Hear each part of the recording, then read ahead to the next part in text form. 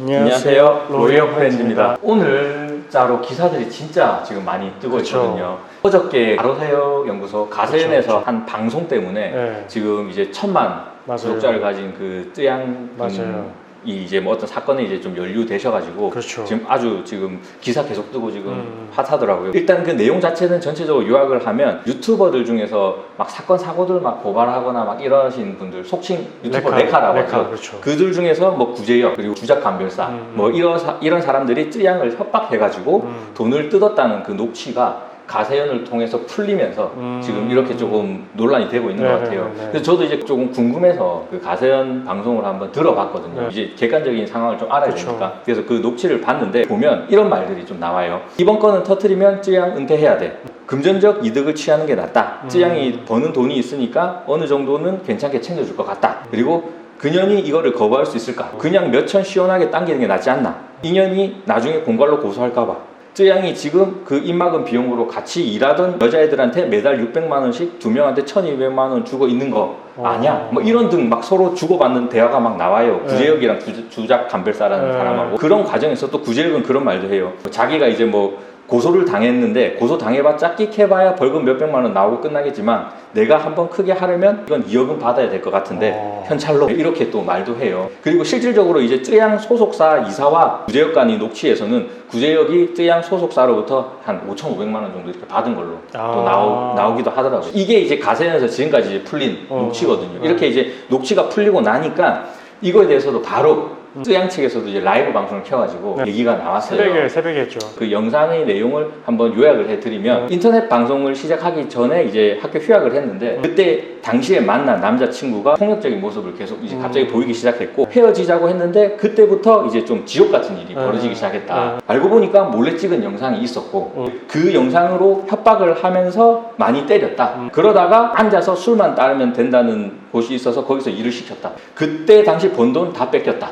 약간 이런 형태로 이제 또 얘기가 있었고 그 이후에 이제 돈 벌어 오라는 이야기가 남자친구가 계속 했었고 이런 이야기 때문에 결국 먹방을 시작했고 먹방으로 인기를 끌자 그 전 남자친구라는 분이 소속사를 만들어서 7대3으로 수익을 나누는 그런 불리한 계약을 체결을 했고 쯔양님이 3위요? 그렇죠. 그렇게 체결을 했는데 근데 실제 그 계약도 제대로 지켜지지 않고 돈 같은 것도 다 그쪽에서 다 가져가 버렸다. 나중에는 본인뿐만 아니고 그 직원들한테까지도 협박 등을 했었고 주변에 자신에 대한 이상한 이야기를 막 퍼뜨리면서 해서 돈도 뜯겼었고 이런 일이 지속되다가 참다 못해서 결국 고소까지 진행하게 됐다. 그래서 실제 고소가 진행이 됐었는데 진행 중에 그 사람이 결국 극단적인 선택을 함으로써 공소권 없음으로 종결이 돼버렸다. 근데 이제 결국 녹취록이 갑자기 여기 터지면서 이제 본인도 이제 이거에 대한 해명을 할 수밖에 없다. 약간 이렇게 이제 방송을 좀 촬영을 하셨더라고요. 고소도 보니까 1차 고소를 했다가 한 번은 이제 뭐 사건에 대해서 더 이상 이야기를 하지 않는 조건으로 이제 치하했다.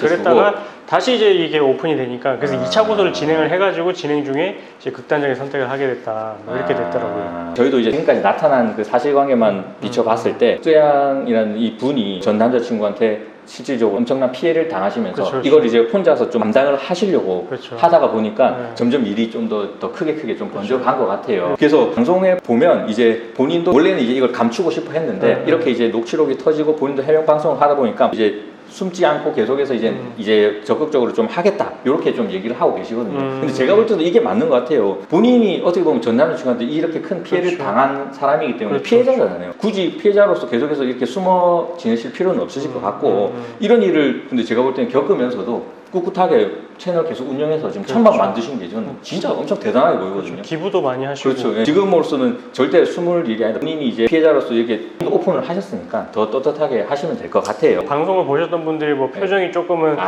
뭔가 억눌러 보인다 이런 게 있었는데 이제는 그런 짐을 다 털고 활발하게 활동을 하셨으면 좋겠어요. 저희도 그렇게 좀 응원을 드리고 그리고 아까 제가 가세연에서 공개된 녹취록을 간단하게 좀 요약해서 얘기 드렸는데 녹취록에서 구제역이 한 말을 보면 쯔양을 못 믿겠어서 그래 이거 괜히 먹었다가 체할까봐 인연이 나중에 공갈로 고소할까봐 이 딱 워딩이 있거든요.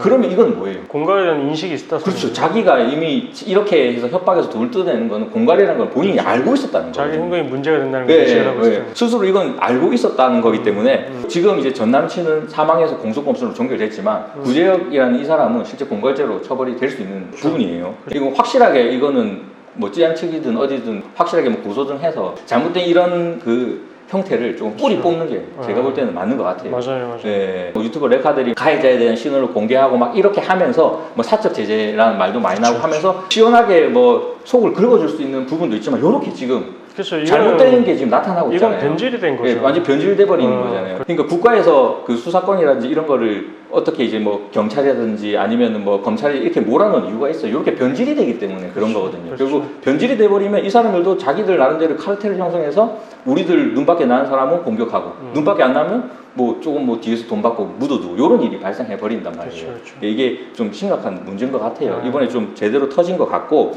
그리고 가세현이 마지막에 보면 그 녹취록을 막 한 17,000개인가 가지고 있대요 지금. 네. 그래서 자기들도 다 들어보고 문제가 되는 거는 하나 계속 까면서 방송을 하겠다 이렇게 지금 얘기하고 있거든요.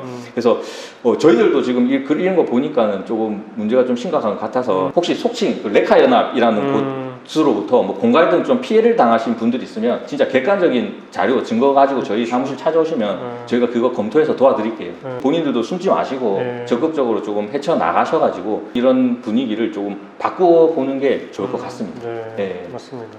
이거는 사실 뭐 진짜 범죄 행위가 맞고요. 이 내용들을 들어봤을 때는 진짜 공갈의 가해자들이 하는 법이 비슷하거든요. 그래서 이런 내용의 피해는 다시는 발생해서는 안 될 것 같고, 어쨌든 뭐 이후에 지금 입장은 뭐 발표를 한다고 하니까 거기에 대해서 이제 우리가 이제 내용을 설명해야 되는 부분이 있으면 뭐 추가 영상도 찾아뵙도록 하겠습니다. 네, 시청해주셔서 감사합니다. 감사합니다.